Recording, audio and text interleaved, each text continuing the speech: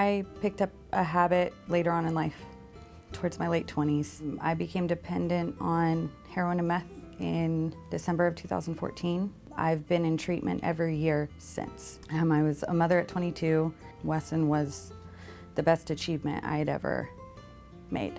I had a really normal life, but we were very average. We were very normal. I maintained relationships. I had longtime friends. I dealt with depression and anxiety when I was a preteen up.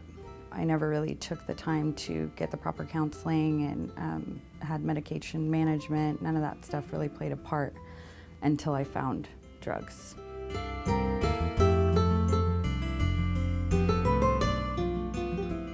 Isolation is a huge thing for me. Depression and my anxiety were a huge reason for my relapses. Not being able to keep myself balanced and just, ultimately wanting the drugs to numb that feeling.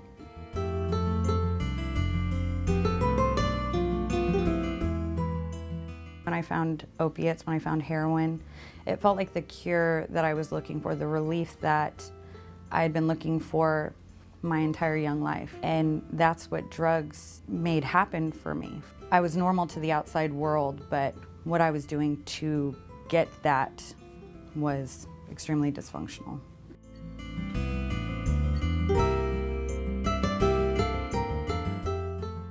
Guilt and shame is a huge thing for me. I'm constantly dealing with it. CPS, Child Protective Services in my area, lost faith in me. Having my son removed is still something, just a feeling of failure for me. My one job in my mind as a female was to give my child safety and security. My child deserved better.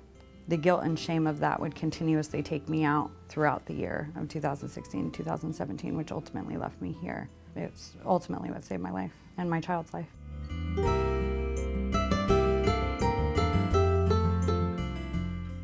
It actually happened during one of my runs. Would stay sober, for long periods of time, but throughout the year, I would constantly go out and go on week-long runs.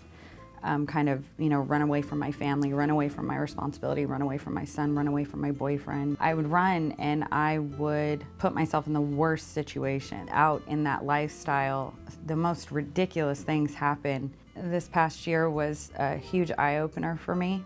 When the stakes were so high as far as my son was concerned, everybody was watching me. Child Protective Services was watching me so closely, and yet I still kept failing when the stakes were so high. The consequences were so drastic.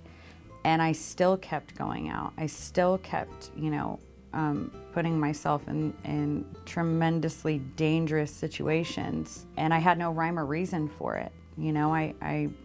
It wasn't satisfying me anymore, but for whatever reason, it was the only thing I could do to not acknowledge how far down I had fallen, that the addict in me screamed louder than the mother, than the girlfriend, and the daughter.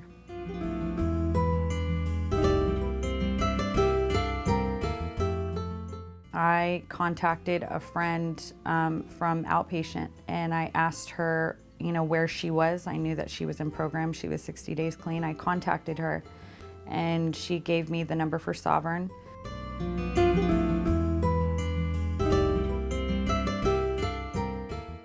The staff is incredible, great relationships with mass majority of the people that I've met here. For the first time, I'm not the minority. I'm not, the addict, the junkie. I am a part of something where I'm surrounded by my peers and people that know exactly what very dark road I took myself down, because they themselves put themselves through the same exact road.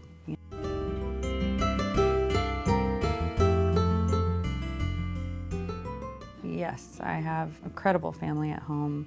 They're extremely grateful that I took the steps to get myself into recovery again. They're even more thrilled that it's working.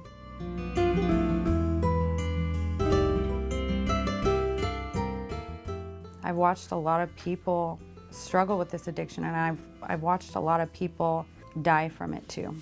And there are mothers that I've spoken to that don't get their daughters back and don't get their sons back and don't get to experience what my mother does, what my boyfriend does, what my son does.